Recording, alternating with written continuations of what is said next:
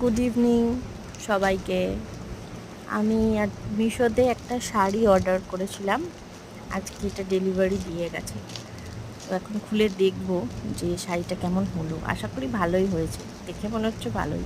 এই যে আমার মাতব্বর এসে গেছেন, উনি ইন্সপেকশন করছেন আগে যে মায়ের শাড়িটা কেমন, পছন্দ হচ্ছে কিনা। ওনার পছন্দ হলে তবেই আমার পছন্দ হবে, এরকম একটা ব্যাপার। তো আমি খুলছি, আর মাতব্বরও ইন্সপেকশন করছে যে শাড়িটা পরলে মাকে ভালো লাগবে কি না। একটা থ্যাংক ইউ কার্ড দিয়েছে সাথে।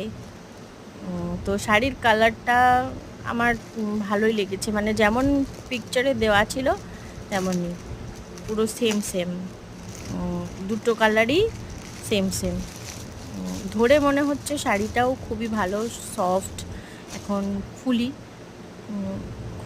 খুললে বোঝা যাবে। মাতব্বরও দেখছে। তো